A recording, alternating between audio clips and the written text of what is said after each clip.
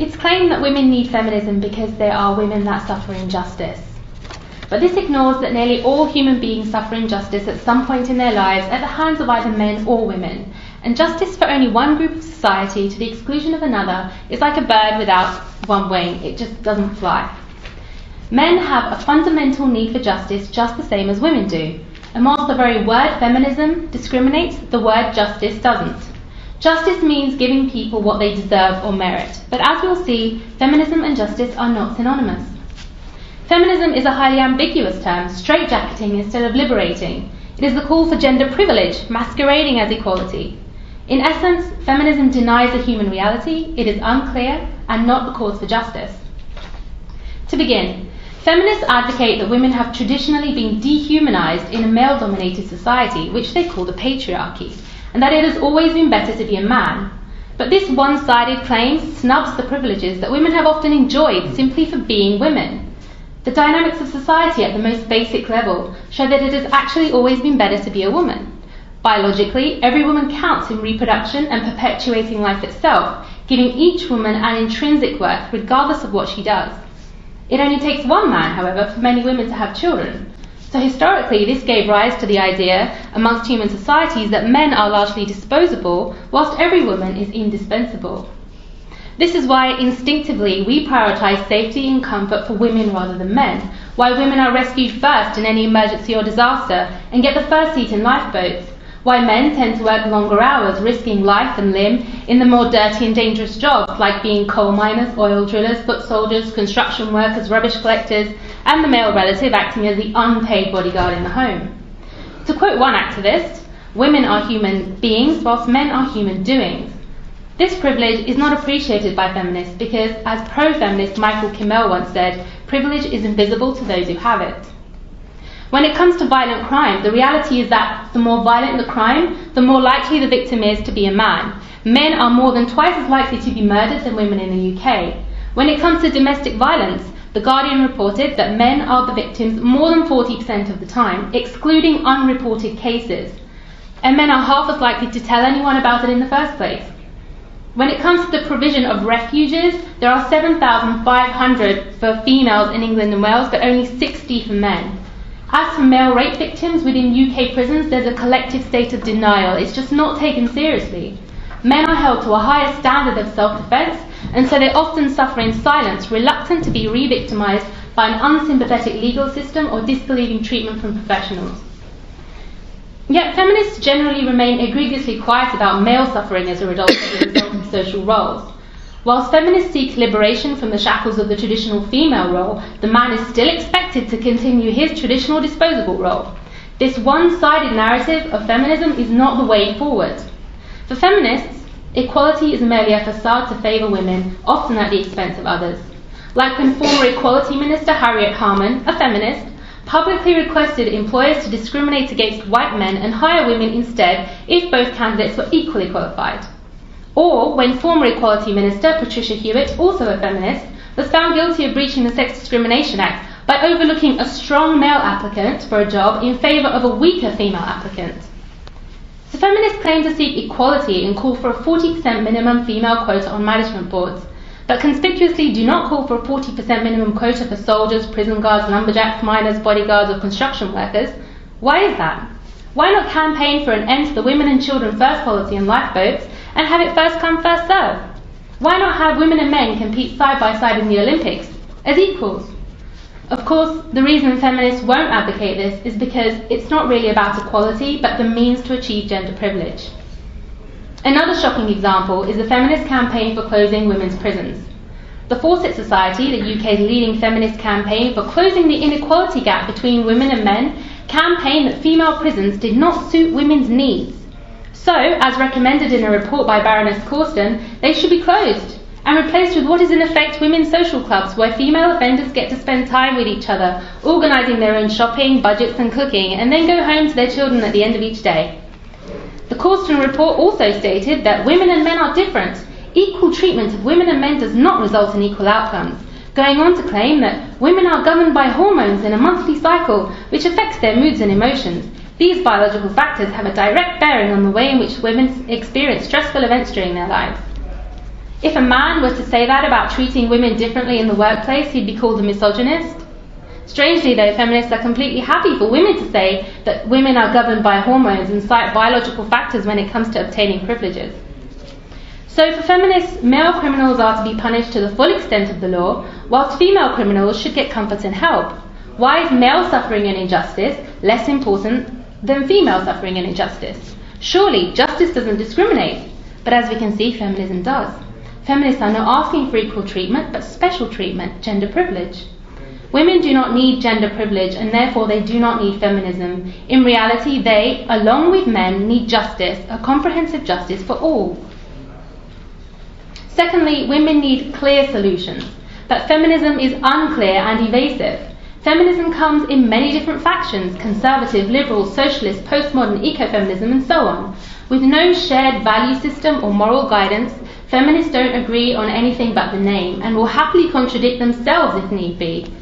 For example, feminists have no clear position on the sexual objectification of women.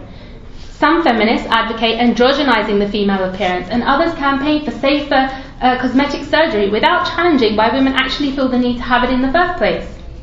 Because feminism cannot deal with complexities, it promotes the idea of individualism instead. The idea that women should be empowered through redefining their own expectations. And feminists are always on hand to dictate that women should make men the benchmark of these expectations. Instead of freeing women from male expectations, feminists expect free women to be male.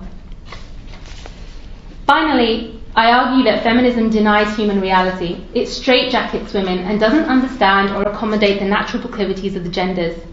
Virtually all species, from bees to primates, have different gender roles, with different biological abilities across the sexes. Yet feminists insist that any gender difference between humans is invented, and there is nothing biological about men or women that should inform their social roles. Scientific studies have clearly demonstrated, however, the role of testosterone in building muscle, increasing competitiveness, confidence, and risk-taking, making men better suited to the more hazardous and competitive roles of society. Because of testosterone, men naturally tend to be faster, bigger, possess more stamina, and are physically stronger. So teaching a girl that she can naturally compete equally with men in everything is misleading. One absurd example of this is when feminists, attempting to achieve equal outcomes between the sexes, had the strenuous physical tests for UK firefighters lowered and the standards relaxed in order to accommodate more female firefighters. So the standards you can now expect from professionals in burning buildings and boardrooms, as I mentioned earlier, whether male or female, is much lower than before because of feminists. It seems feminists are implicitly agreeing with Plato when he said that women should be treated equally to men, except that not so much should be expected of them, leaving feminists in their absurd quest for equal outcomes between the sexes to campaign for mediocrity in the workplace rather than meritocracy.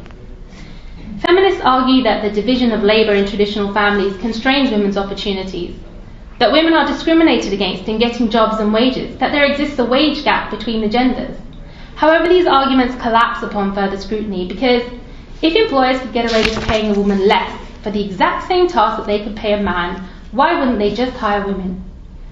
Furthermore, statistics cited by feminists as evidence of the wage gap tend to lump full-time hours in with overtime hours, of which women tend to do far less than men. They also average earnings from disparate jobs like primary school teachers with investment bankers, sales engineers with chemical engineers, HR executives with finance executives. So they don't compare like-for-like jobs at all. Nor are women discouraged from entering higher-paying fields. They outperform men at university, but are more likely to choose languages, arts and social sciences, which pay less, whilst men are more likely to choose engineering, technology, math and sciences, which pay more. The division of labour once children are born also means mothers tend to intensify their home commitments, and fathers tend to heavily intensify their work commitments. Men seem to make this trade-off more than women, perhaps because men feel more obliged to earn than women do. The reality is that the statistics do not reflect discrimination, but choices. If there is a glass ceiling, it seems that women are the main architects of it because they get to trade off higher paying jobs for more flexible hours to combine work and family life, which means they not only get the benefit of the father's wage, but also a better work-life balance for herself. Isn't that more important than arbitrarily chasing the highest paying jobs? Feminists don't want to be thought of as sexual objects, but seem happy to be valued according to their economic worth. Both assessments are materialistic, and neither should dictate the worth of a man or a woman. The wage gap is telling in that feminists cannot deny the impact of motherhood on the woman's life choices. that men and women cannot live lives completely autonomous from one another, that men and women actually need each other to make a whole. So that's the wage gap. But if feminists are so keen on equality, what about their silence on the cancer research gap, the education gap, the violent crime gap, the death on the job gap, the suicide gap, the life expectancy gap, all of which discriminate against men? In idolising the male and trying to create an androgynous sexuality where men and women are virtually identical, except for their anatomy, feminists have perpetuated a misogynistic self-loathing for the traditional female role. Motherhood and female tenderness is now viewed as a weakness. The strength of men, which can be used to lead wars just as it can be used to be fierce protectors, is often kept in check by the compassion and temperance of women. But when women abandon these qualities and want the same aggression that they perceive in men, what will be left? When feminists are insisting on taking over the male role, is it any surprise that men are shirking their responsibilities, which they once did with pride, diligence, and selfless duty? If feminists want to have it all, they will most likely end up having to do it all, often at the expense of their own well-being, and most importantly, at the expense of our children. In Islam, men and women and their actions are equal in the eyes of God. God says in the Quran, "Never will I allow to be lost the work of any worker among you, whether male or female, one of you is as the other." Islam primarily addresses men and women the same, because men and women by and large share the same human characteristics, and it addresses them separately in relation to the few areas where they differ. The Islamic system isn't based on selfish individualism, but a God-centered worldview promoting mutual reciprocity. In Islam, women do not serve men and men do not serve women. Rather, we serve God by helping each other and giving to each other based on human needs, with the understanding that humans are not all the same. Islam guards the female from the moment she enters the world by rebuking and prohibiting the practice of female infanticide as one of the gravest crimes to be committed. Such a religion can only go on to challenge the ill treatment of women and secure her well-being at every stage of her life. Through property rights, marriage contracts, political participation, inheritance laws and dress code, it advocates complementarity with men rather than competition. Marriage is the bedrock of family life in Islam and the fundamental unit of Islamic society, giving us rights and duties over one another.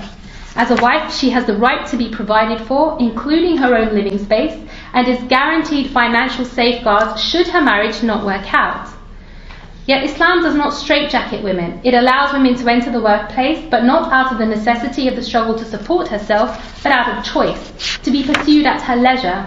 In Islam, nobody has a right over her earnings. However, Islam mandates that a man's earnings must be used to provide for the women of the household, irrespective of whether they work or not.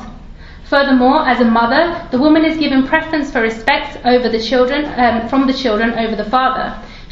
Such is the esteemed role that she plays at the heart of the soul and the family, and by extension society. So Islam provides a clear, natural and just solution to ensuring justice for all humans, and has no need for feminism's vain attempts to reinvent the wheel that Islam set in motion over 1400 years ago.